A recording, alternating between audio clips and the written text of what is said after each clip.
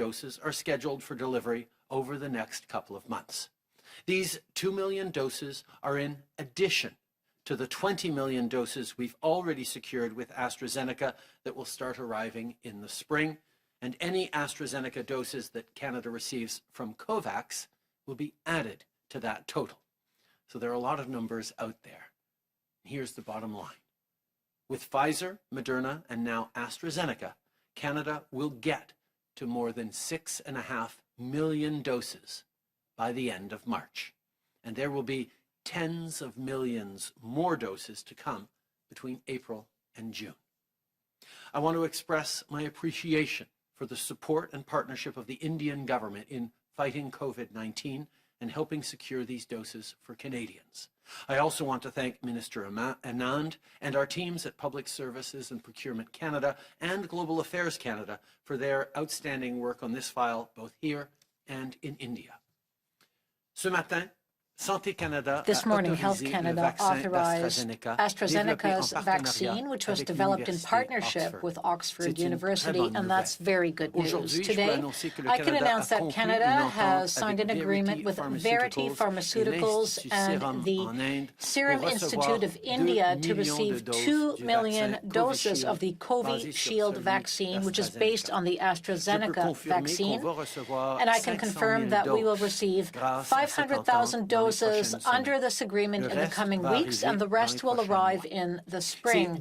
These 2 million doses come on top of the 20 million doses we've already reserved with AstraZeneca and the other doses which Canada will receive through the COVAX initiative. So, in short, between now and the end of March, including Pfizer, Moderna, and AstraZeneca, Canada will receive a total over 6.5 million doses of vaccines against COVID-19, and tens of millions of others will follow in April and June. I know that vaccines are on everyone's mind right now.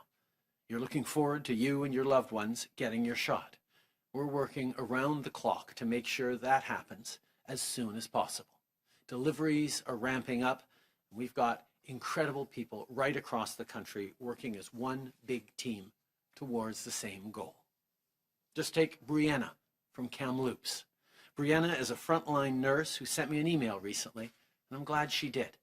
Because to you, Brianna, and to all the nurses, doctors, and healthcare staff out there, I want to say this. Thank you. Every day, you're making sure that your fellow Canadians get tested, get vaccinated, and stay safe. You are our heroes. As vaccinations ramp up across the country, many provinces have expanded the number of health professions able to administer the COVID-19 vaccine. If you're a dentist, a paramedic, a midwife, a pharmacy technician, or a retired nurse, we need your help. And people like Brianna need your help too. Together, we will make sure that every Canadian who wants it will be vaccinated by September. Now I'd like to continue with another piece of good news. Last June,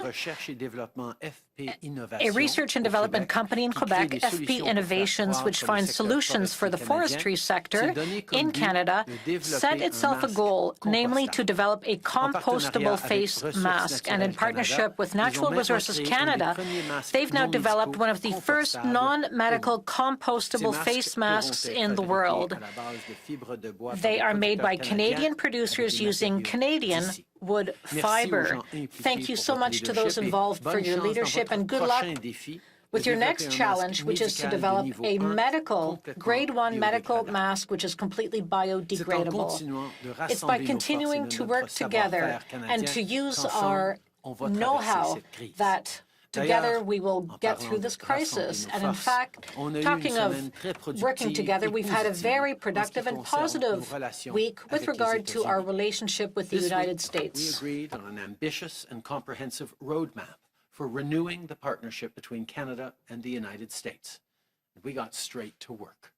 On Tuesday, Deputy Prime Minister Freeland, Minister Garneau, and I had a very productive meeting with President Biden and Vice President Harris. It was great to see that we're on the same page when it comes to so many of the challenges our world is facing.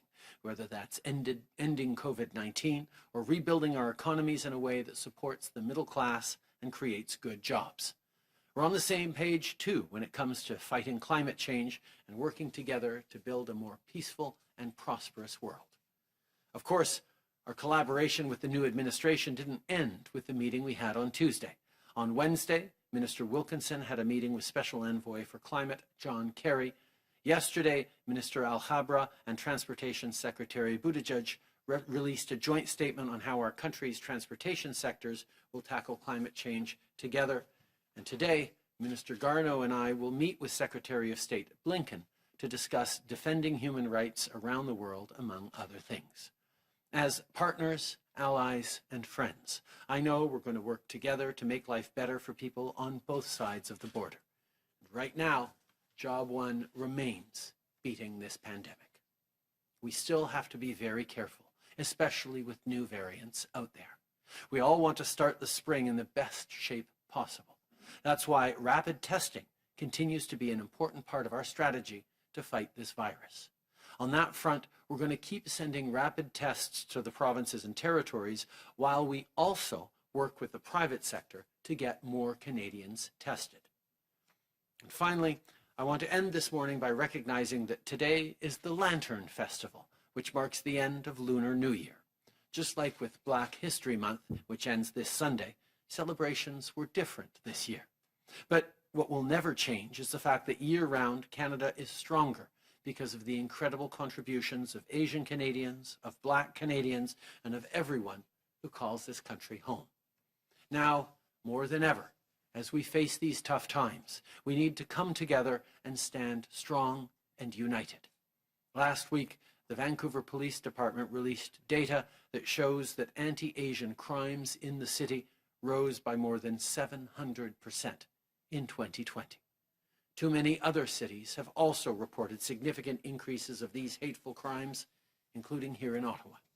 And in Edmonton, there's been a recent series of appalling attacks targeting Black, racialized, and Muslim women. To the victims, we stand with you. There is no place for this in Canada. These acts are unacceptable, and they have to stop. These are difficult moments, but we have to keep on helping each other and working together now and in the future. Thank you to everyone. I will now give the floor to Minister Anand. Anita. Thank you, Prime Minister, and good morning, everyone. We have seen a record number of COVID-19 vaccines coming into this country over the past week. And this will continue over the next weeks and months as we continue to see millions of vaccines coming into this country. We have continually said that when a vaccine is ready, Canada will be ready. And today's announcement that Health Canada has approved the AstraZeneca vaccine is testament to our strategy of diversification. In other words, we pursued advanced purchase agreements with 7 leading vaccine manufacturers to place Canadians in the best stead possible. Once a vaccine was approved by Health Canada, we wanted to make sure that every Canadian had access to a vaccine.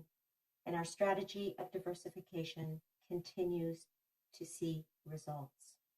As the Prime Minister just announced, Canada has secured 2 million doses of the AstraZeneca COVID-19 vaccine through an agreement with Verity Pharmaceuticals and the Serum Institute of India, in collaboration with AstraZeneca Canada. Following this morning's announcement that the vaccine has been approved by Health Canada, I am pleased to confirm that the first batch of doses, consisting of 500,000 doses, will be delivered to Canada in the coming days, and they will then be distributed to the provinces and territories.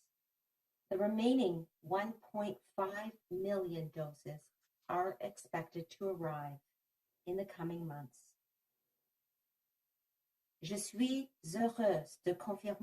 I am pleased to confirm, following approval by Health Canada this morning that the 500,000 first doses of AstraZeneca will arrive in the coming days and will be quickly ready to be administered by the provinces and territories, and the remaining 1.5 million doses should arrive within the scheduled deadline in the course of the spring. Are in addition to the 20 million doses already secured through an earlier agreement with AstraZeneca. We expect to start receiving those doses in the second quarter, and today's Health Canada regulatory approval will allow us now to firm up the delivery schedule, which we will share with you as soon as it is confirmed. Avec les annonces d'aujourd'hui, with today's announcements, I would like to reaffirm that we will be able to provide, by the end of September, a vaccine to every Canadian for whom it is recommended to receive a vaccine against COVID-19. Continue to leave no stone unturned to bring as many vaccines as possible into Canada as quickly as possible. We know that with the rollout of vaccines, the ongoing use of rapid tests, and following public health measures, we can combat this virus once and for all. Today's announcement that AstraZeneca vaccines will be arriving now that they have been approved by Health Canada is good news for Canadians. Thank you. Merci, miigwech.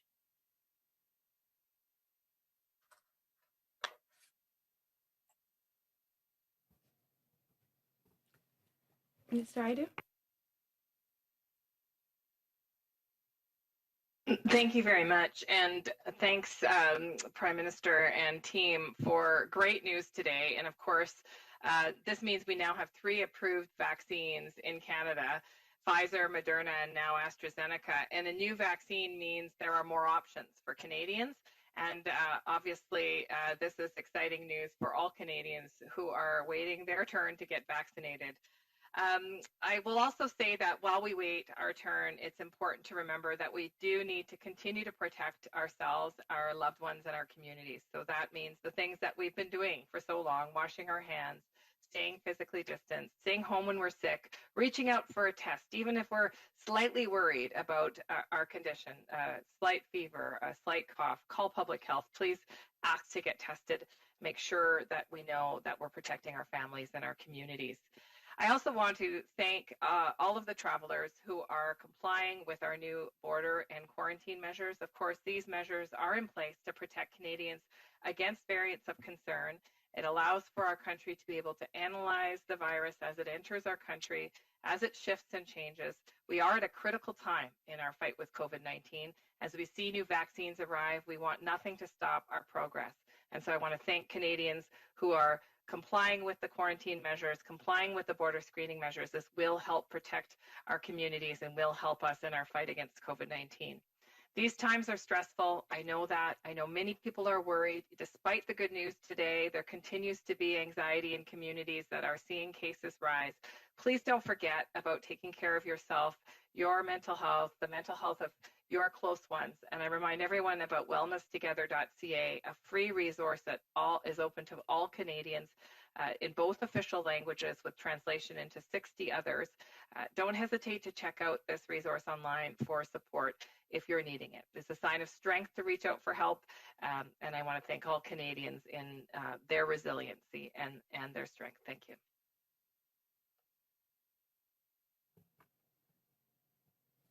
Thank you, Dr. Tam.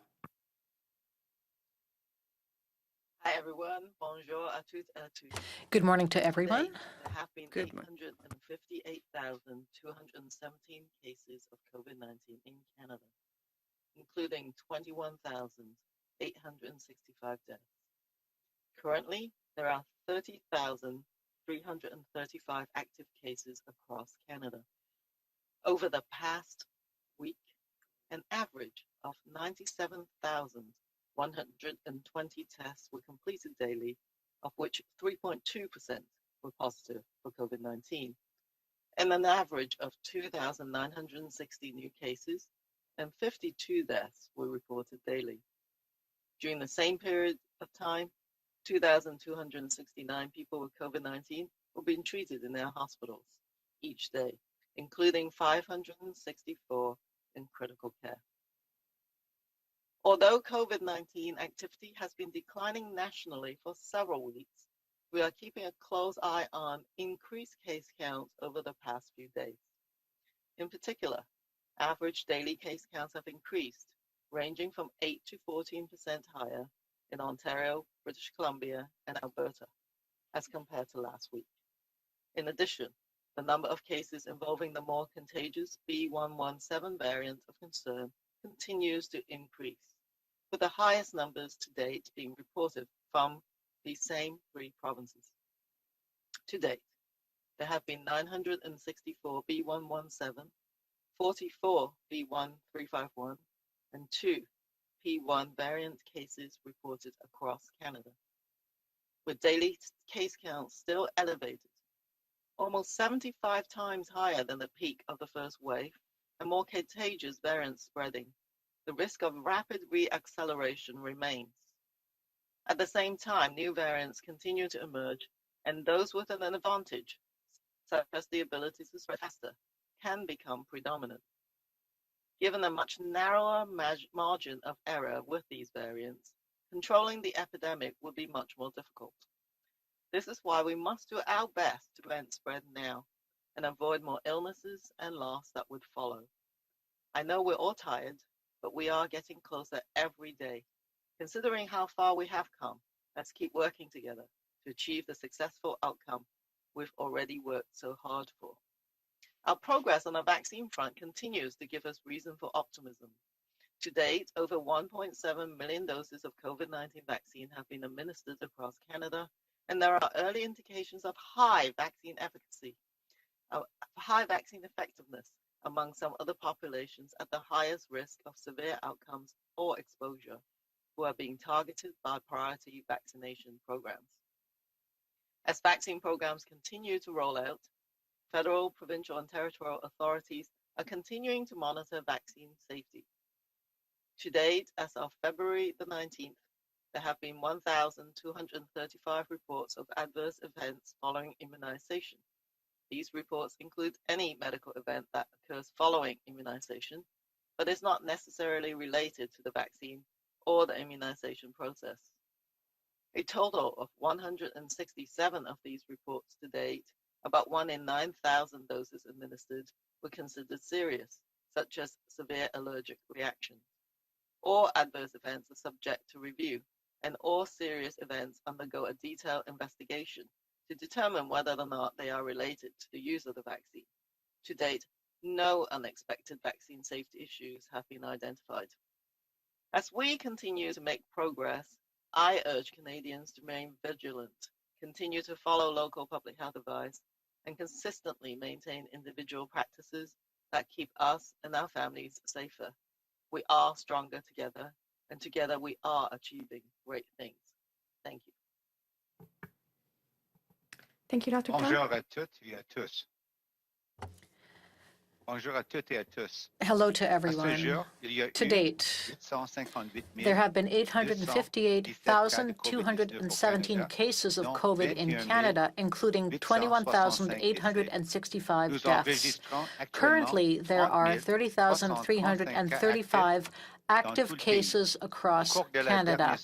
Over the past week, an average of 97,120 tests were completed daily, of which 3.2% were positive for COVID-19, and an average of 2,960 new cases and 52 deaths were reported daily. During the same period, 2,269 people with COVID-19 were being treated in our hospitals each day, including 564 in critical care.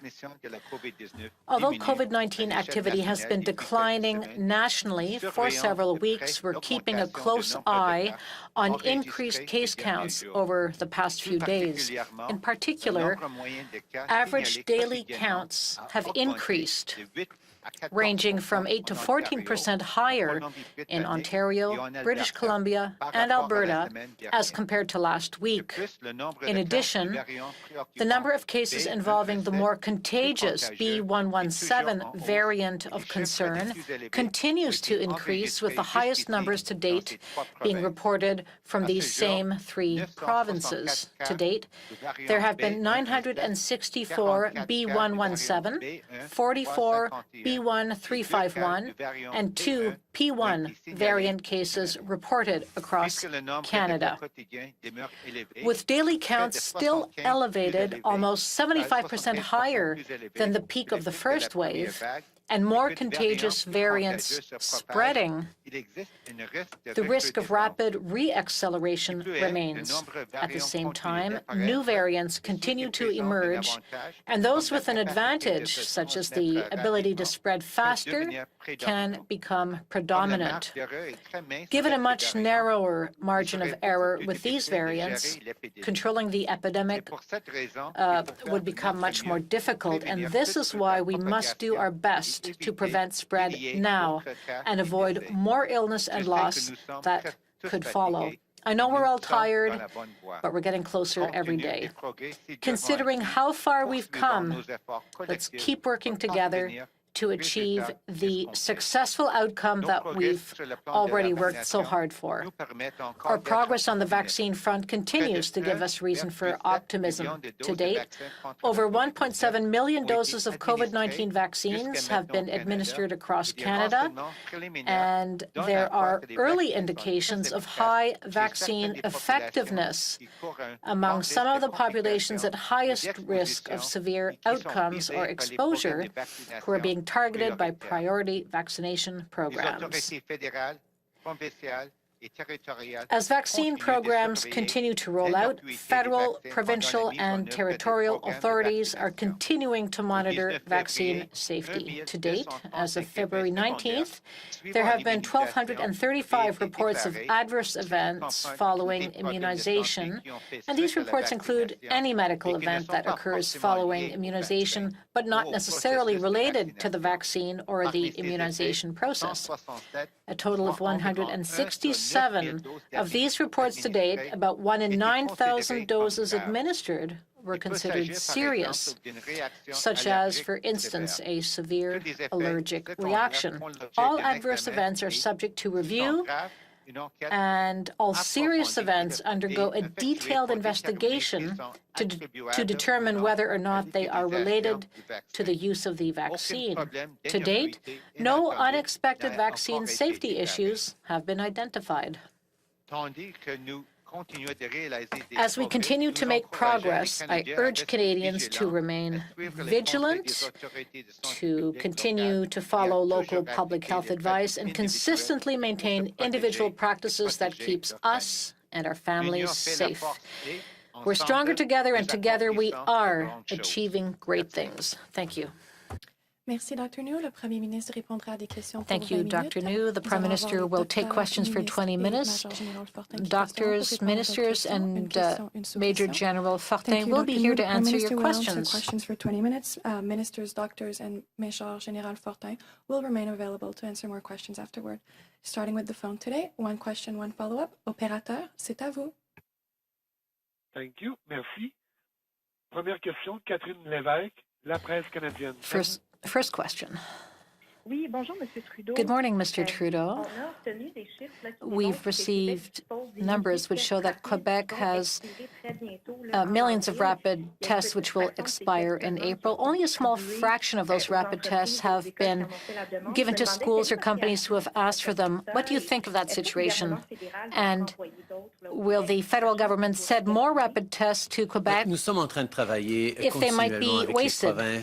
Answer, we're still working with the provinces and territories on the administration of rapid tests. We know that it'll be very important to use those tests in light of the new variants in order to keep Canadians safe as lockdowns slowly come down.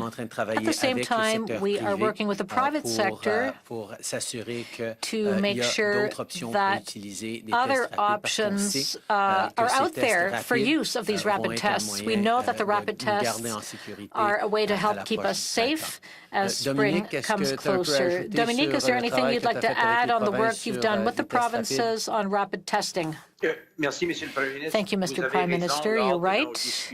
In the course of our discussions every 2 weeks, we did talk about the issue, and I know Minister Hajdu is speaking with her counterparts.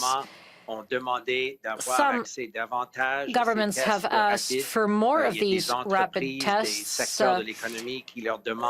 and some companies in certain sectors of the economy want to use more of them as well. So we are giving these tests to the provinces so they can use them.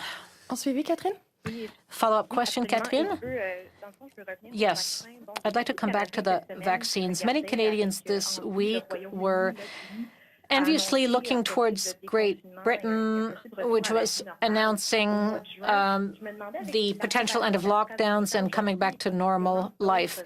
With the approval of AstraZeneca and other vaccines soon, do you think Canada could go back to normal life before the end of September? Answer. Well, we certainly hope to end the lockdowns and come back to normal life as quickly as possible, and that's why we are working every day to get more vaccines more quickly for Canadians. In light of today's good news, we will receive 6.5 million doses by the end of March and tens of millions of additional doses in April, May, and June. So we know that we've got the situation in hand, and the mass vaccination will roll out in the coming weeks and months. But when it comes to public health directives, several factors will have to be taken into account, including the rate of vaccination and the presence of these variants and outbreaks in certain areas, the percentages of people who are vulnerable. But Health Canada is keeping a close eye on the situation, so perhaps I can turn to Dr. Tam or Dr. New for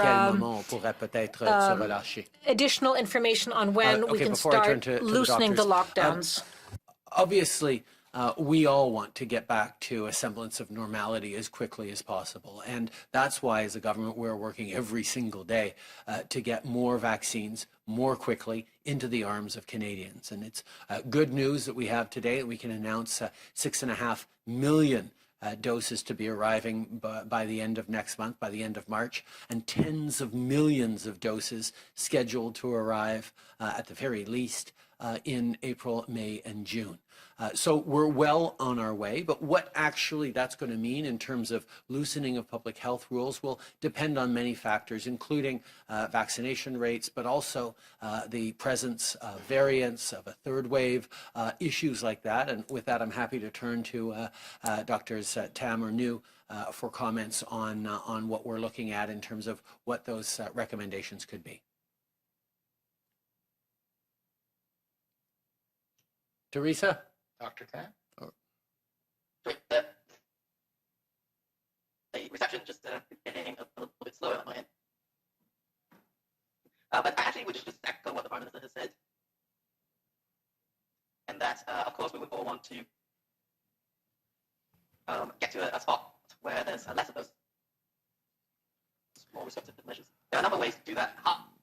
Teresa, your sound is really not coming through well. Perhaps we can see if Howard's sound is better. And secondly, may I just check to see if my line is still okay?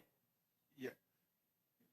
Yes, it's Dr. New. I'll answer in English and maybe also in French. Certainly, not much to add to the Prime Minister's answer. I think it was very complete. The fact is that certainly with the introduction of another vaccine to our portfolio of vaccines, that's very important. But there are other factors to consider as well the emergence of variants.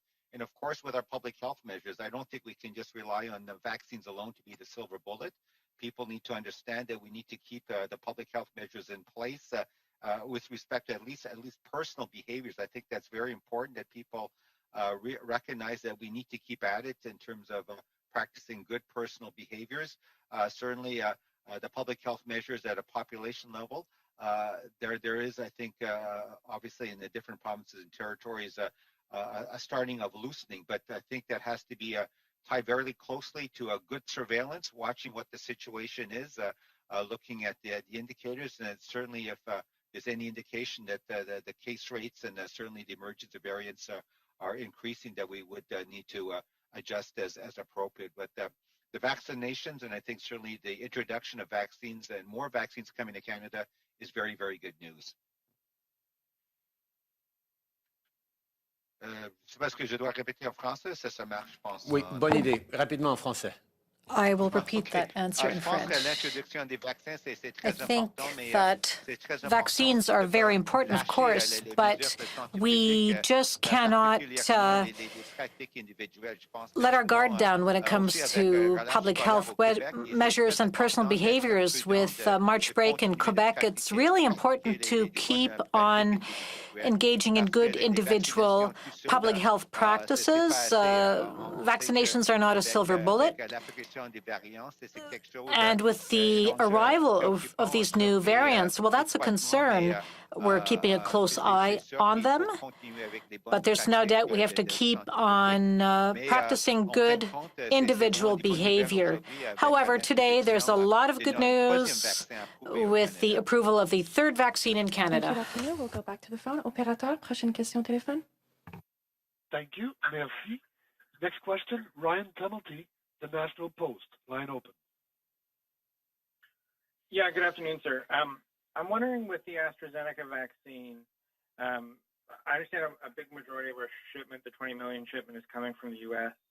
Did you get some assurances from President Biden that he won't interfere with that shipment in any way? So far, all of our indications are that those vaccine doses are going to be arriving in Canada as scheduled during the second quarter. But for more specifics, I'm happy to turn to Minister Anand to talk about the AstraZeneca order of 20 million doses. Anita. Thank you so much, Prime Minister. Yes, the Prime Minister is exactly right that we are receiving positive indications that we will be on track to receive our 20 million doses from the facility in the United States. Those are the 20 million doses that we have under our bilateral arrangement with AstraZeneca arriving in Q2 and Q3. And in addition, as announced today, we wanted to make sure that Canadians had access to AstraZeneca vaccines as soon as possible. And as a result, we have been negotiating with the Serum Institute of India since August 2020. And those negotiations came to fruition, finalized yesterday, so that we can ensure that the AstraZeneca vaccine being produced by the Serum Institute of India will be arriving in the coming days and weeks. Thanks, Ryan. Following up, Ryan? Yeah, sir.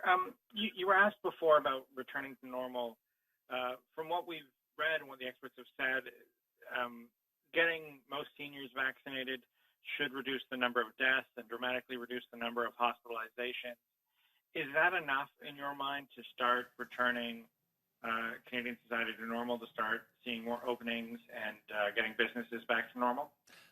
Like you, Ryan, like millions of Canadians and people all around the world, I am reading all sorts of different reports by different experts on, what could happen, what might happen. If you hit this, you could do that. If you do this, we can do that. There are an awful lot of extraordinary experts around the world, giving helpful advice on what next steps we can take and how we take them. Here in Canada, we rely on people like Dr. Dr. Tam and the experts and the vaccine task force and the immunity task force, we will continue to follow the best expert advice in terms of what we can do to reopen and get back to normal as quickly as possible without compromising the safety of Canadians. Thank you. Operator, last question on the phone. Thank you. Merci. Prochaine question, Marie Vastel, Le Devoir. À vous. Good afternoon, Mr. Trudeau. My first question is on this vaccination passport. Yesterday, the Minister of Health of Quebec said that Quebec is preparing to go with a health passport, which will help loosen the lockdown. I'm just wondering where your thoughts are at on a vaccination passport. I think it's something people have been talking about for a while now. I think it's important to follow recommendations from experts at every stage. There might be negative consequences if you want benefits but don't have this health passport, but we're going to follow public health we're going to follow public health advice. Of vaccine immunity passports, such is one that has been talked about for a while. There are potential pros and cons that I've heard on various issues surrounding it. Our position as a government is always going to be to rely on the best advice of experts in terms of how we can move forward in ways that both encourage a return to normalcy as much as possible, as quickly as possible, while not putting at risk Canadians' health or other elements in our community. So we'll continue to pay close attention to the recommendations that our experts make in terms of measures like that. En sous-question, Marie? Follow-up question. With all due respect, that's a fairly vague answer. When we recently asked that question last winter, you rejected the idea of a vaccine passport. You did not support it then. So am I to understand that you are now open to the idea and that it is something under study right now? Next question. What can you tell us about the effectiveness of the AstraZeneca vaccine against the new variants? Some people fear in certain countries that this vaccine is not effective against those variants. What do you say to that? Answer. Well, from the very outset, Marie, we've seen that experts' recommendations evolve and the data evolves. And so we have to keep on listening to public health experts, which is what we are doing. We are following their best advice, regardless of what they are advising us on. With regard to the effectiveness of the AstraZeneca vaccine, I'm happy to let one of our experts take that question, one of our two doctors, or perhaps Minister Haidu or Minister Anand.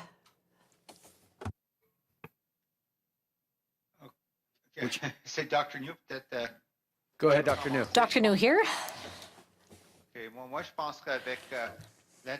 I believe that with the onboarding of the AstraZeneca vaccine, it gives us another tool to use, and it's another tool in our toolbox. And following the approval of Health Canada, the efficacy of this vaccine stands at 62%, but we have to look at the entire profile of each vaccine.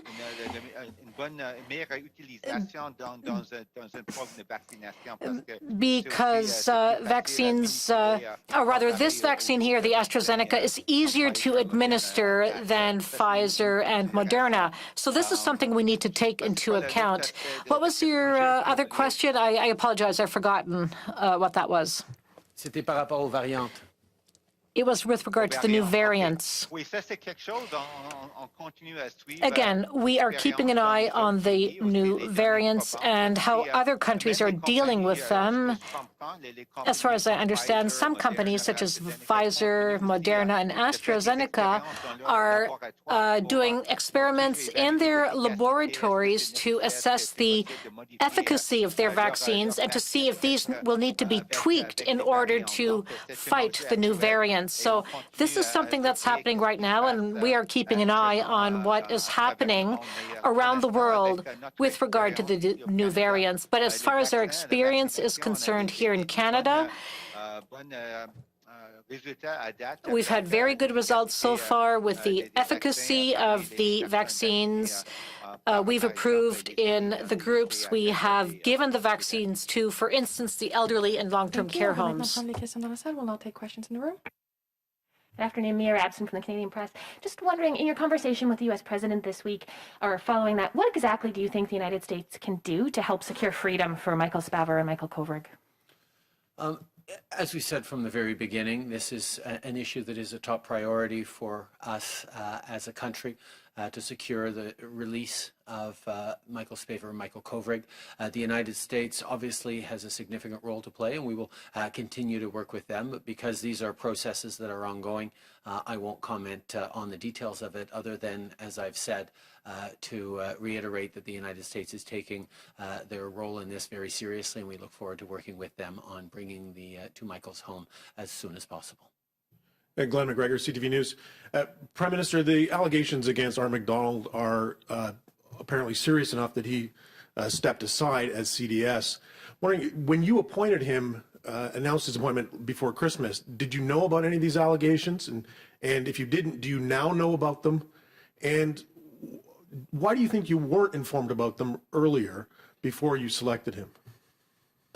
Let me begin, Glenn, by reiterating that every single person in this country deserves a safe place to work in, free from harassment or intimidation. This is something that is extremely important, and it's something we've taken strides on, both in our government and in the military, but there's always more to do.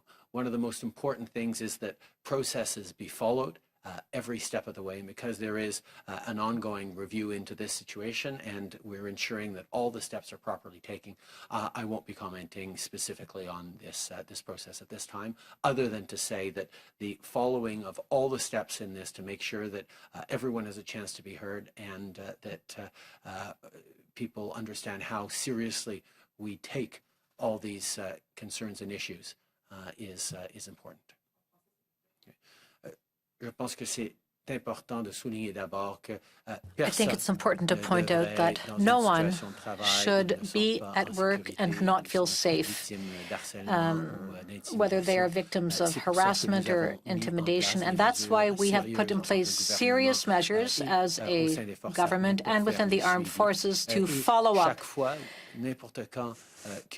Every time, regardless of where it happens, there are allegations that are raised or concerns that are raised. We follow up with due diligence to make sure that everyone has the chance to be heard, because that is a particular situation which is under investigation. I will not comment on the details of that process, except to say that we are making sure that every step is being followed to the letter. Hi, Prime Minister. Mercedes Stevenson, Global News. My inbox is full of emails from women who have experienced sexual misconduct in the Canadian Armed Forces under your government's watch. And today you're telling us that everyone has the right to a safe workplace, that you're committed to that. But you extended the term of a Chief of Defence Staff who is accused of sexual misconduct and under police investigation. You personally appointed another Chief of Defence Staff who had to step down 6 weeks later due to this.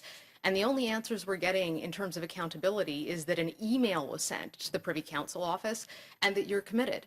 What do you say to these women who are wondering whether you're actually serious about this and what steps you're going to take, because they're feeling like they're losing trust in the chain of command, that this is systemic at the highest levels of the military, and that your government is not taking action? I think what we've seen with the current Chief of Defence Staff choosing to step aside because of these allegations demonstrates that the military and that the government takes extremely seriously any allegations of the sort.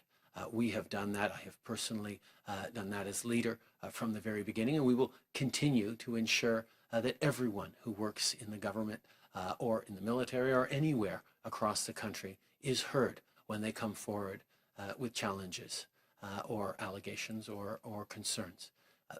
We have a lot of work to do in our systems, in our workplaces across the country to continue to move forward on making sure that they are safe and free from intimidation and harassment and sexual assault. We have made great strides as a country over the past years, over the past decade, but there is an awful lot more to do. And I think if we can highlight, as we have, that no one is out of reach of concerns and allegations like this, that they will always be taken seriously. And I want to say to anyone who has survived incidents or issues of sexual assault that we will be there to listen, to hear them, to work with them, and to move forward through processes that will get to the right answers. Français, s'il vous plaît. Je pense que ce qu'on a vu au cours des dernières semaines, I believe that what we've seen in the past weeks and what we're hearing now underscores the point that every person who works in this country, who works for the government or the armed forces, has a right to work in a safe environment, free of intimidation or harassment. We are always going to take that seriously, and I think we've shown. And what the Chief of Defense Staff has shown when he chose to step aside from his position as the investigation unfolds is that no one is protected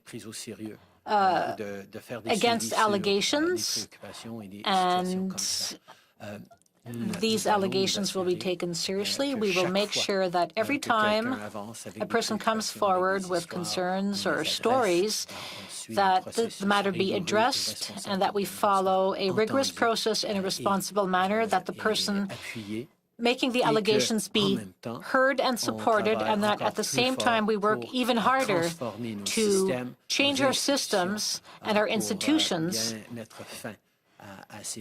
in order to end these stories, which are always concerning. Prime Minister, just to follow up on that, your government was made aware of these allegations in 2018, 3 years ago. 3 years ago that your government had something you could have done about this. There was no further inquiries made by the defense minister. He apparently didn't tell you based on what we're hearing in question period. You're saying you learned about this from media reports. Isn't there a responsibility in your government to take political action when this kind of an allegation is brought forward? Are you satisfied with how the minister handled this? Because you're saying, you know, you've always taken the appropriate actions, but this was an email and that was it. There are processes in place that we have put in place, that we have strengthened, that we expect will be followed in every single situation.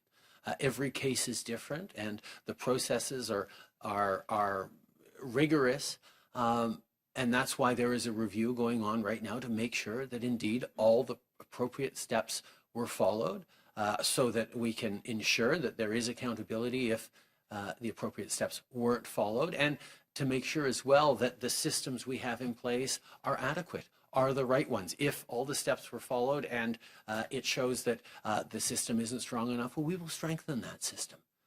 We know that these problems have been going on for many, many years in many systems and institutions, and we need to change them. We have taken significant steps, but as has been highlighted, there's always more to do, and we will continue to do more to support survivors, to support people who come forward. Merci. Prochaine question dans la salle. Laurence Martin, Radio-Canada. Next question from the room.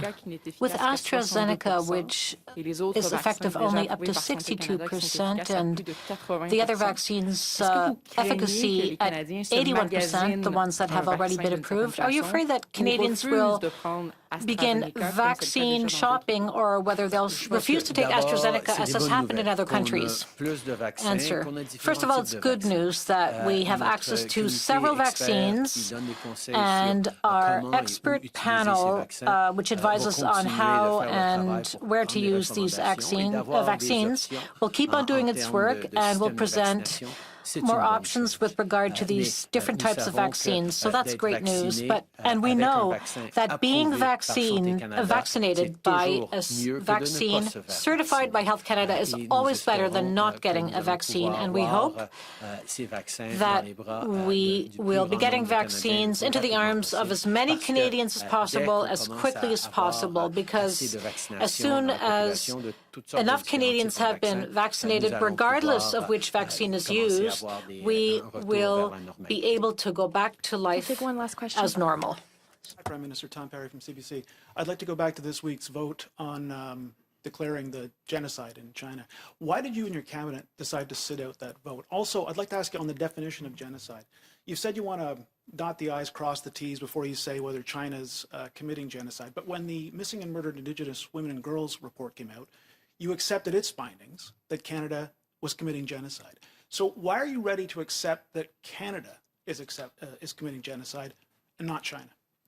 On your first question, Tom, I think it's really important that parliamentarians can speak out and can highlight concerns that they have and concerns that they've heard and represent the voices of their constituents. And that's why it was important that that Parliament was able to have a vote on this. But a government has a responsibility that goes beyond a legislative assembly, and we need to make sure that we are moving forward appropriately and actually following up with the kinds of actions that are going to put an end to human rights abuses. And that means working with our allies. That means, as I did last Friday, bringing it up with the G7 and having a discussion about how we can move forward in a concerted fashion to make determinations and to ensure the appropriate international bodies weigh in, and then to move forward on sanctions and consequences in a coordinated way. That's the responsibility that a government has, and that's one that we take very, very seriously. In regards to the question of the report on missing and murdered Indigenous women and girls, we had an expert panel that we commissioned, an inquiry, that national public inquiry that we had long promised, that we delivered on over the past years, that looked into this situation, that heard from testimony from thousands of Canadians, of families, really dug into the issue with full access across the country to what was going on and came to a determination. And that's very much what we want to see in the international community. We want to see investigative bodies able to look into this and make a determination, because it is not a situation to be taken lightly. We have, for the past many years, been highlighting our real and deep concerns about the human rights situation in Xinjiang with the Uyghurs and with the treatment of ethnic minorities in China, including directly to the Chinese government. And we will continue to highlight those concerns while we work with the international community on charting the right path forward. Thank you, Prime Minister. C'est le tout temps que vous avez avec nous aujourd'hui. Thank you, Prime Minister. That's all the time you have with us here today. Je pense que tout d'abord, c'est important qu'une assemblée législative, que les députés puissent se prononcer sur un enjeu aussi sérieux que la situation des Ouïghours. Nous trouvons ça extrêmement important que l'Assemblée puisse, que le Parlement puisse se prononcer là-dessus. Mais en tant que gouvernement, nous avons des responsabilités additionnelles d'agir, de coordonner avec nos alliés, d'assurer que les mesures et que les rapports et les réponses soient trouvés de la bonne façon avec la communauté internationale. Et c'est pour ça que j'en ai parlé avec mes collègues du G7 vendredi passé, pourquoi nous travaillons ensemble pour coordonner et nos questions et les réponses que nous allons offrir sur les mesures sur lesquelles on devrait s'avancer. Par rapport à l'enquête sur des femmes autochtones disparues, assassinées, qu'on a lancée quand on est venu au pouvoir en 2015, c'est une enquête qui a été chargée pendant des années d'écouter des témoignages, that lasted for years, that went across the country, that looked at all the necessary facts to draw their conclusions to see how we could bring this situation to an end and recognize the victims and their families. It's something that we want to see in Xinjiang. We need reports, investigations, independent investigators to determine what it is that's going on and what are the next steps, what the next steps are that must be taken. And we take our responsibility extremely seriously when it comes to emphasizing human rights, even directly with the Chinese government, and we will continue to be firm in our convictions that we need to find answers and find the necessary measures and actions to bring these abuses to an end. Thank you, Prime Minister. We will now take some questions on the phone for operator. Please go ahead. Thank you. Merci. The next question, Marika Walsh, The Globe and Mail. Line open.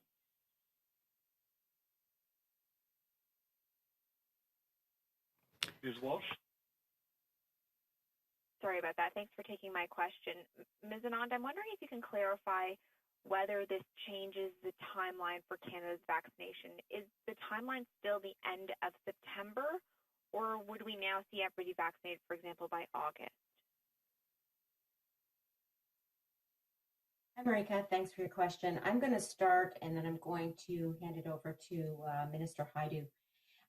My role is solely to procure vaccines, and that's exactly what I am doing with my team at PSPC. We are making sure that we have early access to vaccines. So, for example, this transaction with the Serum Institute of India today is one example of the way in which we are ensuring the earliest possible access to approved vaccines.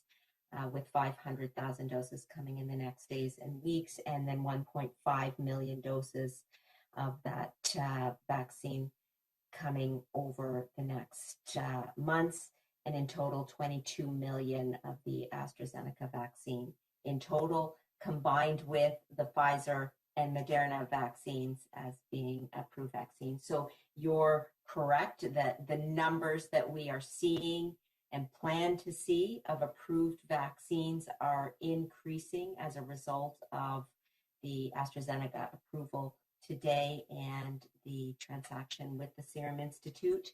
And in particular, we're going to see 23 million of Pfizer and Moderna in Q2 and Q3, 20 million of AstraZeneca in Q2 and Q3, 2 million of the Serum AstraZeneca doses, and 1.9 million of the COVAX doses. So in total, that's 107.9 million approved doses.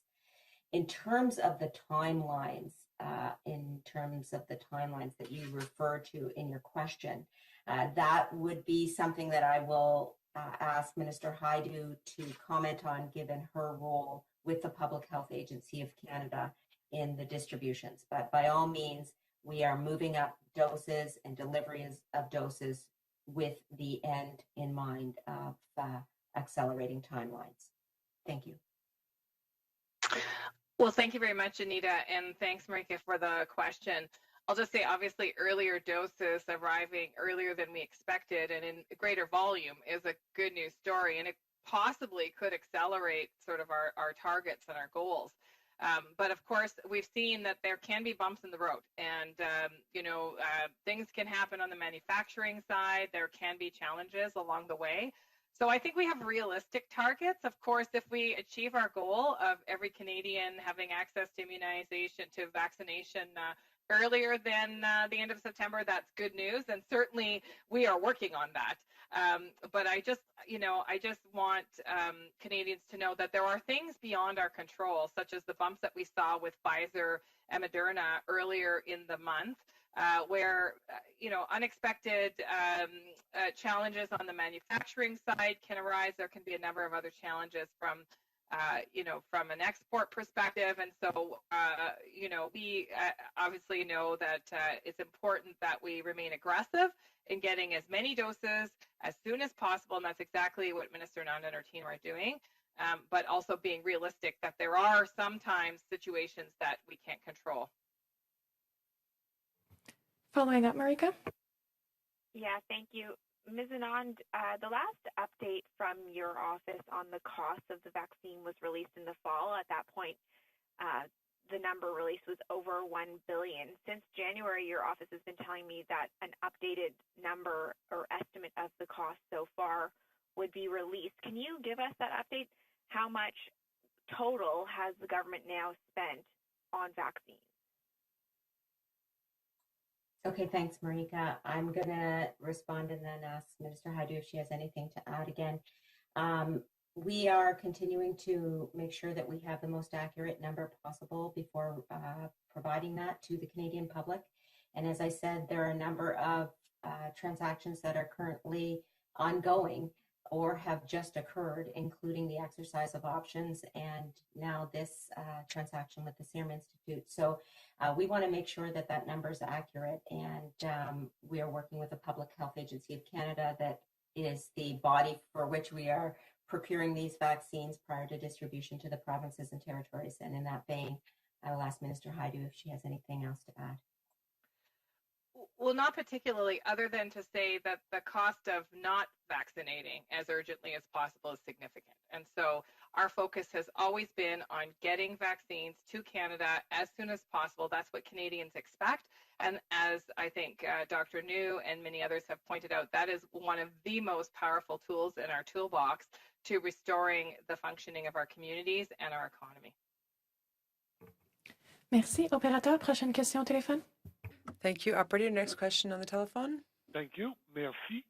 Prochaine question, Hélène Buzetti. Next question, Hélène Buzetti. Yes, hello, Minister Anand. I'd like more clarification about the schedule, the delivery schedule, just to keep the numbers as we've seen them.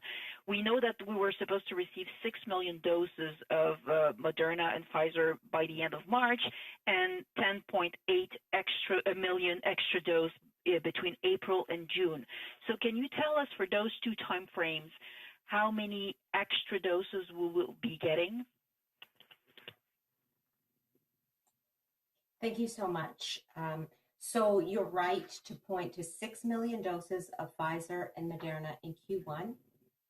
And with the Serum Institute transaction of the AstraZeneca doses, that number increases to 6.5 million doses for Q1.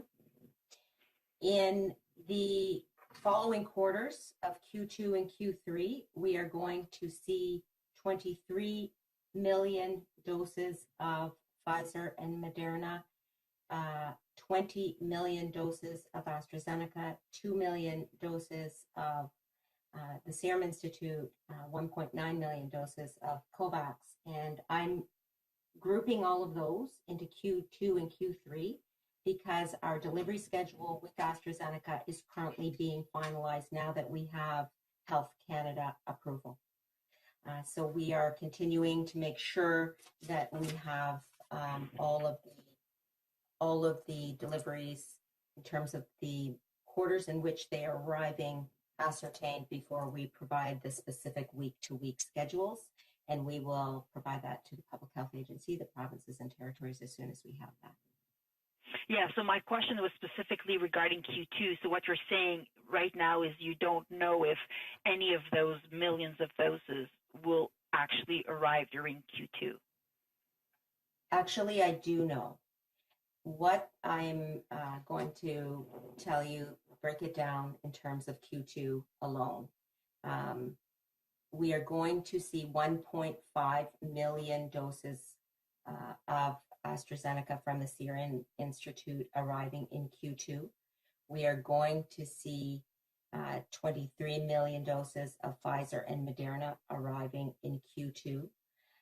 We are going to be seeing doses of AstraZeneca arriving in Q2 and Q3. And those are the numbers that I'm ascertaining now under our bilateral APA in terms of the delivery schedule, and I will provide those to you as soon as we have that delivery schedule finalized. Does that answer your question or not? Well, yeah, but you mentioned 23 million for Pfizer and Moderna, and I thought it was 10.8 million, so now I'm all mixed up. Just for Q2. Why don't I get those numbers to you directly, and we can have another conversation after this press conference. Thank you. Merci, Madame la Ministre. On m'avertit que le Major Général Fortin doit quitter. Donc, on va maintenant l'excuser de la conférence de presse et continuer avec une dernière question au téléphone avant de revenir à la salle. Question by telephone. Opérateur. Operator. Merci. Thank you. Prochaine question, Mélanie Marquis. Next question. La Presse. Please go ahead. Merci. Bonjour, my Thank you. for Mr. Haidu. I just want to get an update on the obligatory mandatory hotel quarantine. Prime Minister and yourself admitted that there were problems, and you committed to adjusting some of those problems. Have there been adjustments made to the program? Thank you, Melanie. And yes, indeed, we've been adding capacity on the phone lines and refining our processes to make sure that things are moving smoothly. I will thank the Canadians and travelers that are complying with our border measures. The majority of them are, and I'll remind Canadians that this is not an option, that they must comply with the border measures when they return to Canada for the safety of themselves, their families, and of course, the country. Okay, let me just be more specific, because I did ask those specific questions to the department and didn't get any answers. What about the idea of coming up with a website, since it's 2021?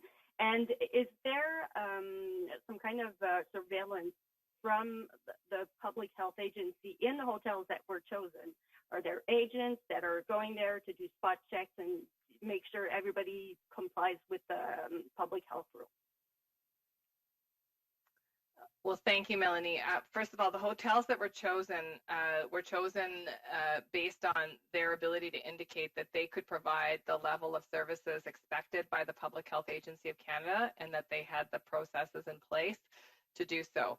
And we continue to monitor that. And travelers are also given a direct line to the Public Health Agency of Canada to call if they're having any challenges in the hotel system, as well as lines that the hotels have themselves. In terms of processes, as I said, we continue to review the processes from the testing perspective, but also from the mandatory quarantine perspective, and add capacity. We have now a virtual assistant that can assist people when they are calling to inquire about hotel bookings. We do have web capacity coming, and we have added additional agents to help people that are booking hotels. Thank you. We will now turn back to the room for more questions. Hi, Mia Rabson from the Canadian Press. Minister Haidu, I think this might be for you, but anyone can tackle it. The Prime Minister mentioned in his remarks today that we're calling on paramedics and all sorts of other health professionals to step up and volunteer to give injections. Are we concerned that we do not have enough people to give the vaccinations that we're getting, or is that just sort of what's already been happening? I'll speak first, and then I think I'll turn to Dr. Tam, who's apparently back online and communicating with the medical officers of health across the country. We know that our healthcare providers across the country have been working day and night to protect people from COVID-19. They're exhausted, and they have been doing an exemplary, heroic job on behalf of all of us. Of course, we at the Public Health Agency of Canada stand by, ready to assist provinces and territories in a variety of different ways, including outbreak prevention, supports in long-term care, epidemiological support, and looking at how we can actually accelerate and support process around immunization. I think what the Prime Minister is referring to is that I think many healthcare professionals want to be part of this process. And I know provinces and territories are in the stages of planning about how they will use their full suite of professionals, including pharmacies, by the way, who are always part of immunization with influenza. And as we get more and more traditional vaccines that don't require the same kinds of storage and transportation requirements that Pfizer and Moderna do. As we receive these more traditional vaccines, it opens up a space for the vaccine to be transported more easily, to be administered more easily in some more traditional routes. And the objective, of course, is to get vaccinations out to as many Canadians as quickly as they arrive. So maybe I'll turn to Dr. Tam, and she can speak a little bit about the conversations with her colleagues. Yes, thank you for the question. And absolutely, every jurisdiction, provinces, of course, are delivering the vaccines for the most part. And they have been recruiting many different types of health professionals and others to support their bigger vaccine rollouts. And it depends on where you are. Some provinces, and indeed at the municipal level, are partnering with paramedics. Many are partnering with pharmacists. Many have changed their regulations so that a broader group of people can administer vaccines. And so the Public Health Agency provides training and facilitate the webinars and other training needed for those health professionals to get the information that they need. But the regulatory piece is within the province and territories. To date, my colleagues and I think Major General Fortin has been liaising with the implementation teams on the ground, and human resource overall does not seem to be the challenge. Many people are volunteering, so they're getting their ducks in a row for the escalation. As Minister Hajdu said, that for some of the vaccines that are easier to handle, influenza-like clinics and more traditional vaccination clinics will be leveraged. While I have the mic, apparently I made a small mistake, misspoke in my statement, and where I said that the current case counts are still elevated, and it should be almost 75% higher than the peak of the first wave. I think I might have said 75 times instead of 75%. Of course, that does make a difference to the numbers. And thank you for the opportunity to put that on the table, as it were. Thank you, Dr. Tam. And I might just step in. Could I just step in to clarify my response to Hélène for the benefit of everybody else in terms of Q2 deliveries? Of course, Minister. So, Hélène, I think you were asking about the 10.8 figure, and I was giving a higher number of 23 million combined. The 10.8 figure that you're referring to is Pfizer alone in Q2. Okay, so Pfizer alone in Q2 is 10.8. Moderna in Q2 is 12.2 million, and we're adding to that serum 1.5 million doses in Q2, and COVAX is 1.9 million doses. So I just wanted to clarify that for you and for the room as well. Thank you. Thank you, Minister, for this clarification. We'll take one more question before ending this presser. C'est une question pour le ministre Dominique Leblanc. This is a question for Minister Dominique Leblanc. I would like to hear an answer in French, please, with respect to the Conservative Party asking that mandatory quarantine be cancelled because of stories of sexual assault in these hotels. What are you doing concretely to better protect travelers staying in these hotels? Are you going to change anything to better protake them? Answer, I think, as Minister Hajdu said, we take allegations of this kind very, very seriously. It's completely unacceptable, of course, that people who find themselves in these hotels be subject to such threats or any discomfort. So we are reviewing and updating our measures to ensure everyone's safety. But as we've been saying for the last few days, Conservatives should not be promoting the idea of limiting essential quarantine measures that are in place to protect Canadians' health and safety.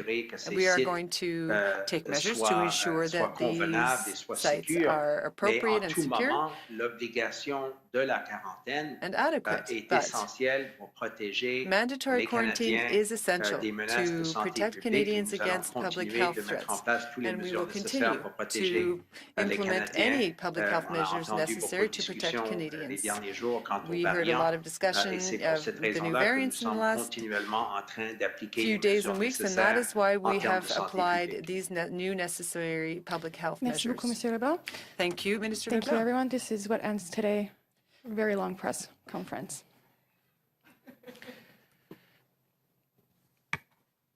Thank you. The conference is now ended. Please disconnect your lines at this time. We thank you.